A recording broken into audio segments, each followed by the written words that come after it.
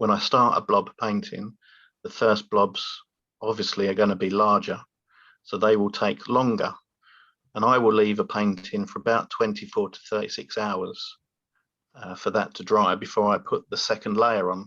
So you're looking at, a painting taking a week or so, depending on obviously how big the canvas is. Yeah, I mean, consistency, as I've mentioned before, is the number one thing you need. Once you've got your consistency, have patience. Welcome to the Fluid Arts Podcast with your host, Kevin White, where we dive into the wonderful world of fluid arts, including acrylic pouring, alcohol ink, resin art, and more. In this podcast, we let talented artists share with us their techniques, inspirations, and tips for creating amazing fluid art. Whether you want to earn a living making art or improve your work, this is the podcast for you. So sit back and relax as we take you on a journey to learn more about this exciting and engaging art form. Welcome to another episode of the Fluid Arts Podcast. I'm your host, Kevin Jr., and today we have a wonderful, contributing, talented artist by the name of Jay Haskins. Welcome to the podcast, Jay. Thank you for having me, Kevin. Absolutely, it's a pleasure. I'm pretty excited to talk about the Blob paintings that we got here. You're always contributing to this group, and you've gotten a lot of attention, so I want to make sure that we talk about that. But before, you're based in the UK, correct? Yeah, I'm down in just outside southeast London, living in Kent, in a town called Dartford, which is northwest Kent. Okay. And has that been primarily where you were born and raised? Yes, I've pretty much been around the area. I did spend some months in Canada when I was younger. My parents tried to move out there for health reasons, but it didn't really work out for them. So we ended coming back, and I've not really strayed too far from where I am now. Okay, so based out in London as of today, and today the subject is blob paintings. So, can you kind of talk about like what inspired you to create this specific type? And first, you told me originally that this came about during the lockdown, correct? Yeah, that's right. I'm generally I'm full-time driving instructor here, so I don't or haven't had a lot of time really to do any art whatsoever. While I was working, I was watching a lot of YouTube videos of fluid art, and it was just very relaxing to watch. And then we had this lockdown come in last March. I didn't really have a lot to do, and I just thought I'm going to buy some stuff, some supplies. I moved everything out of my shed. I put all my paint in my shed, and I was just going down there every day and just playing in different techniques, just trying to work out what worked, what didn't work, what I could do.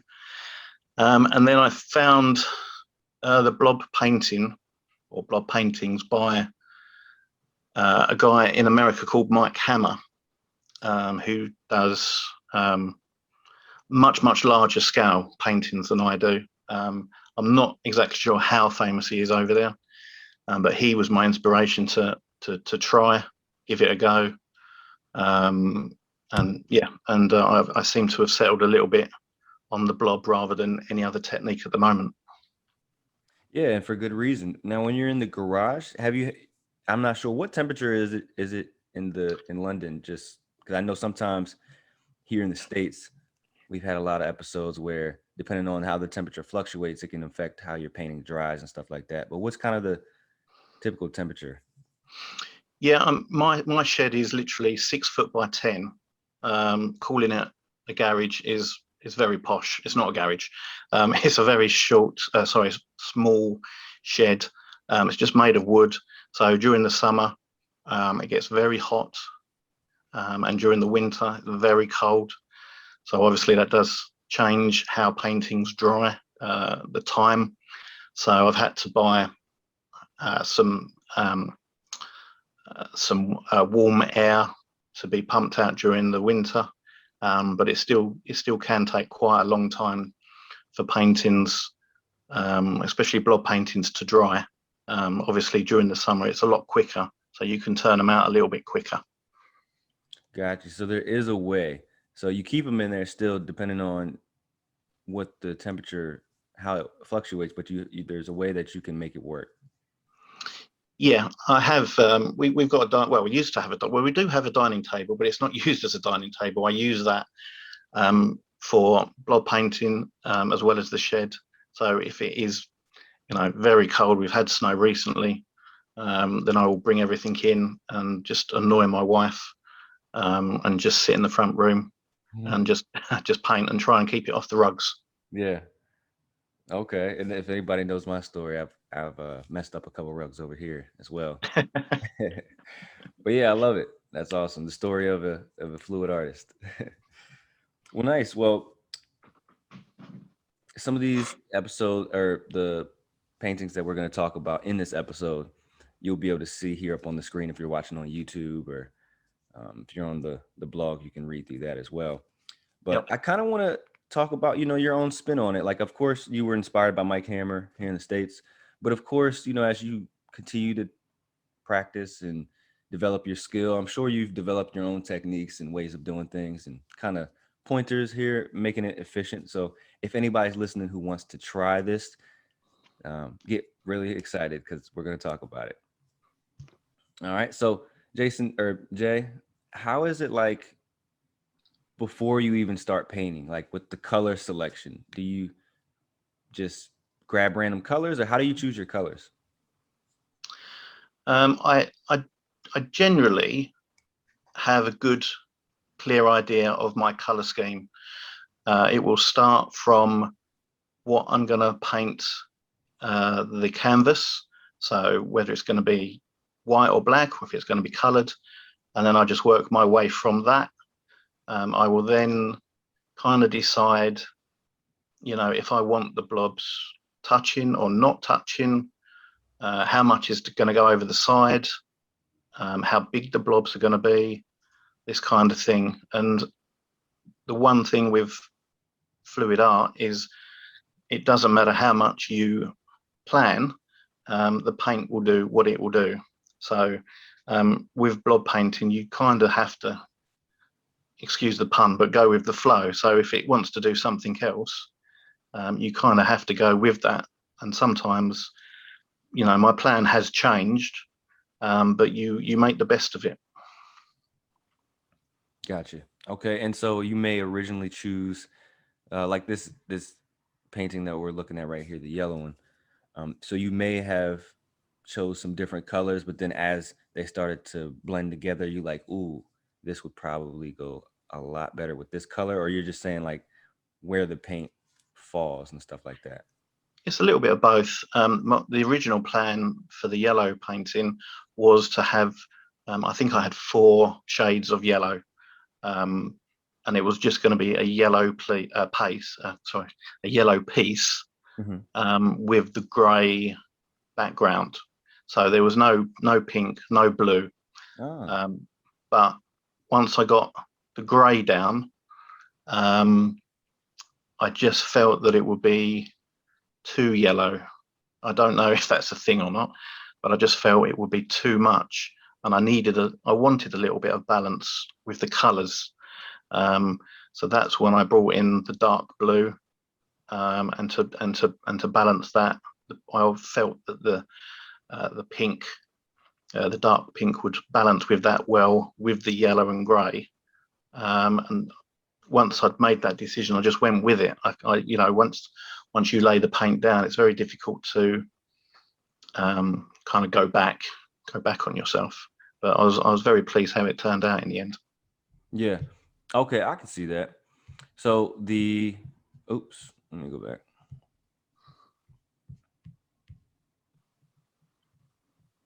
So the one also that got a lot of attention was, I believe it's this is a centerpiece. What would you describe it as? I'm not sure. I had it, as I said when I posted that, I tried last year, and while I was laying the blobs, the top of, I think it was a bright orange, just come off. It flew off. There was something caught in the nozzle, and I just pushed. I just squeezed, not as hard as I could, but pretty hard. And then before I knew it, paint was everywhere, and it annoyed me. And I basically threw it away. But I always wanted to come back to it. I'm not sure what is. What is it? I don't know. It's like a paint sculpture. I think it was called. It works. It does work very well as a floating corner shelf piece. If it's attached to the wall correctly, you could even use it as a shelf. You could put things on. But yeah, it wasn't. The plan was to have the different steps to make it look like a rainbow fountain. And that's what the top part is. But how people perceive this, I'm not sure. I know there was a lot of people saying that it looked a lot bigger than what it actually was. And I think that was due to a photograph I took in my back garden where I sort of like photographed it from below looking up, and it did look very, very big. But again, I was very happy with how this turned out, and obviously more than happy with the comments that I got as well. Yeah, I mean, in the comments, if you're part of the group, you'll know that everybody pretty much loved it, and for great reasons. I mean, you talk about going the flow. This is a perfect example, right? Absolutely. So, now moving towards the technique, obviously you have talent. The pieces that come out are distinctive and they're kind of breathtaking. Like if you had somebody if you invited somebody to your house and they saw that, this would definitely be a conversation piece. But can we talk about like the technique, the process of how you do it? Yeah, I mean, anybody who's out there who's looking to start this, the main thing I would say to them is consistency. Get your consistency correct. It does take a bit of time. You do have to be a little bit lenient with the type of paint you're using, because different brands are thicker than other brands, and it's not always the more expensive brands that are the thicker paint. So you do have to play around a little bit, but once you've got that sorted out, then all you really need is a bit of a plan in your mind for colors, maybe composition, and just go and play and see what happens. It's a good thing to experiment. Yeah, so I like what you said about the different paints, because they really do have a different way of moving around. Is probably the best way I can describe it. So in order to build up this skill, whether it's blob or any other technique, what you're saying is you just got to keep trying it, keep experimenting with different brands, see how they work, and then eventually all the ideas will come together. Yeah, I mean there is a base kind of recipe where you put in. We have PVA here, which I think in America it's maybe school glue, something like that. Yeah, we have. Elmer's. Yeah, that's correct. And I use PVA with water, and I also use either GAC 800, which is an anti-cracking agent, or there is acrylic retarder, which does the same job. But if you choose, let's say, Amsterdam paint, which I know is very popular, it's a lovely paint, and if you follow the recipe, then your blobs should be pretty good.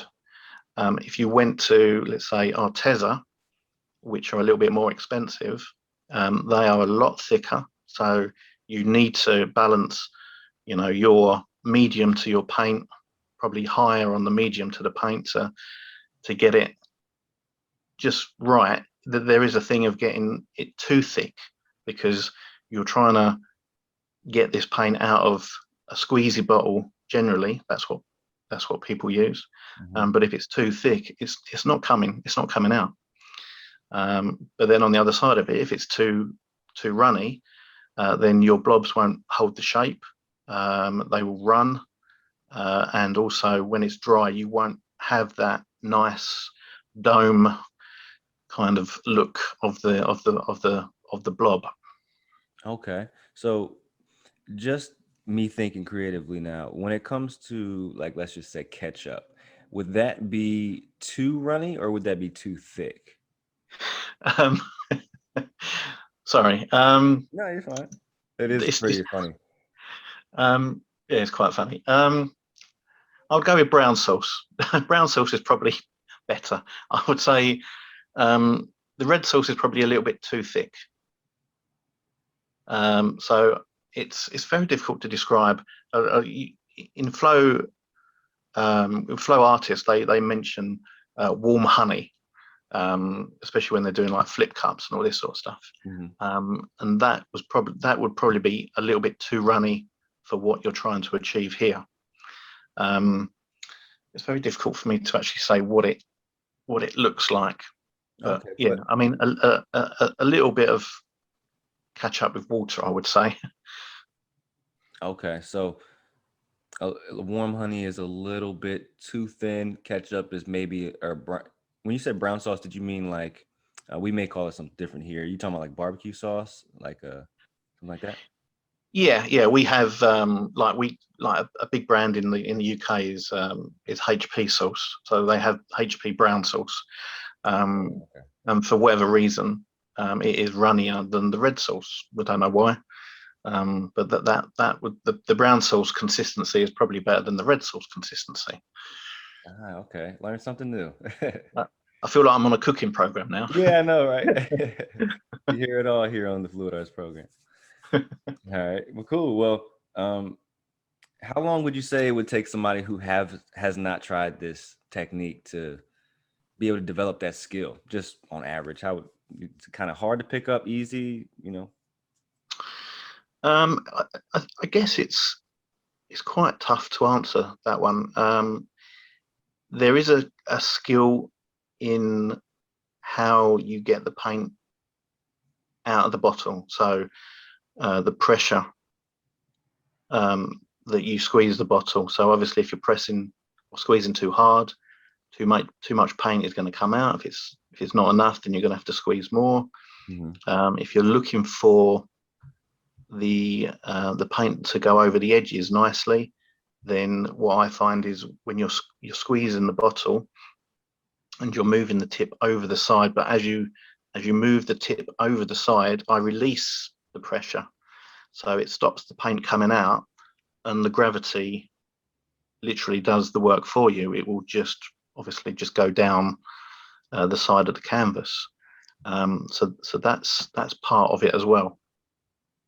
Got you. So you start off with, a layer of paint, and then you continue to squeeze until you get this blob texture. Now, now I see this one that I'm looking at right now. It was a white. Is there any process to, okay, when I use a white, this is going to be a little bit, thicker or thinner, so I'm going to start with that first? Or is there any, technique with the base layers and how you structure the blob? No, not really. You're just after a nice mound. The one thing which a lot of people say to me about blob art is they don't have patience, because generally when I start a blob painting, the first blobs obviously are going to be larger, so they will take longer, and I will leave a painting for about 24 to 36 hours for that to dry before I put the second layer on. So you're looking at a painting taking a week or so, depending on obviously how big the canvas is, and it's not a quick painting. You do have to do a little bit here and then leave it, because otherwise the paint will mix. Having said that, I I have done some paintings where I have done the blobs straight after one another, and it gives a totally different look and feel to the painting. The paintings turn out very flat. You don't have the blob bulge, as it were, the arch. So it is possible to do both, but it is just depending on what the artist is after. Okay, so you're saying that typically what you do is you make your first layer of blobs, let it dry, and then once you're ready to go back in, create the next layer and that effect. But if you don't wait, then it makes it look flat and it has a different effect towards it. Yeah, I'm not saying it looks any worse, but it's definitely different. It will once it's dry, it will be very flat. You can move it around. I've done a couple of paintings where I've left the paint and actually let the paint come off the canvas totally and let that dry, just for a different effect. Yeah. So it's not, blob painting isn't just about having, the structure and having nice blobs. You can do it all in one go. You can do it all in one sitting and just have a lovely effect, just different.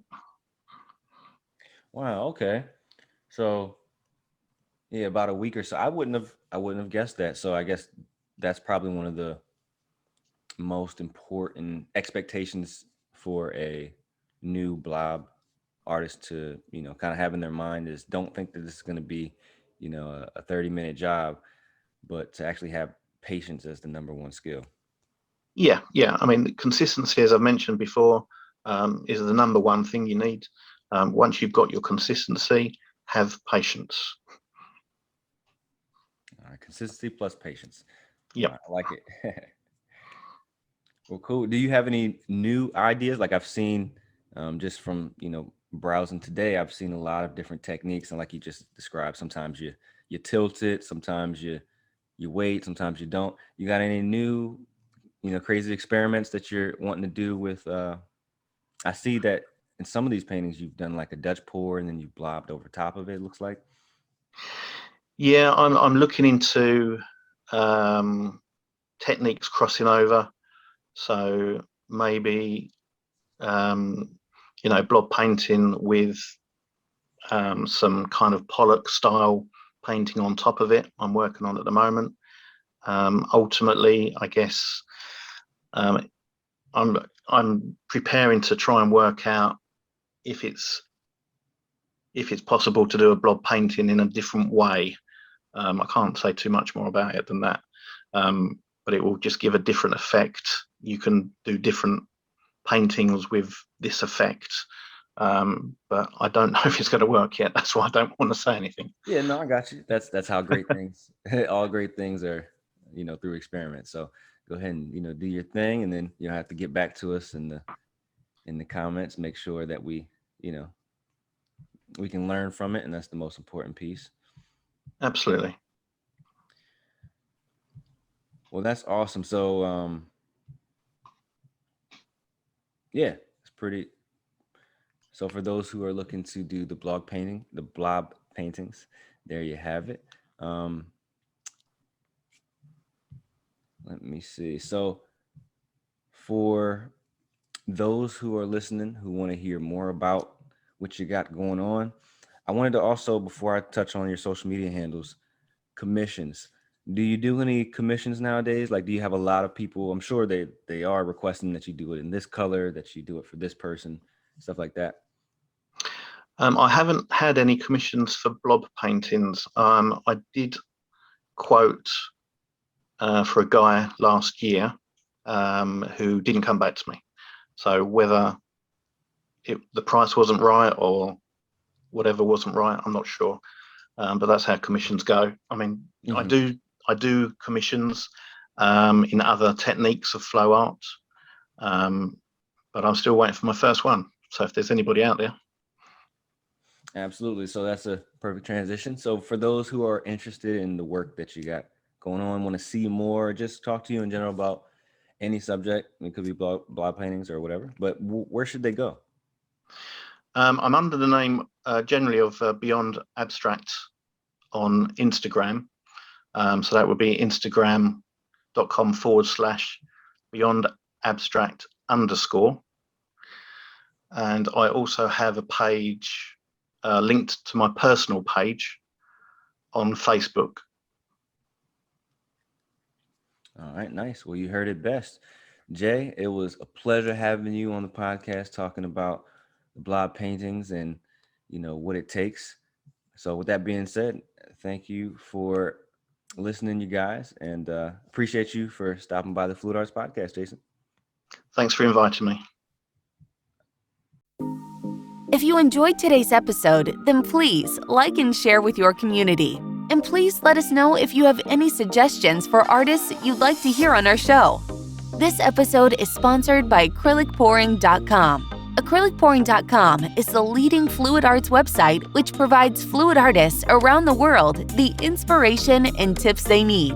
If you are new to fluid arts and want to get started now, then go to acrylicpouring.com to learn the 5 fundamentals of making beautiful acrylic pours for free.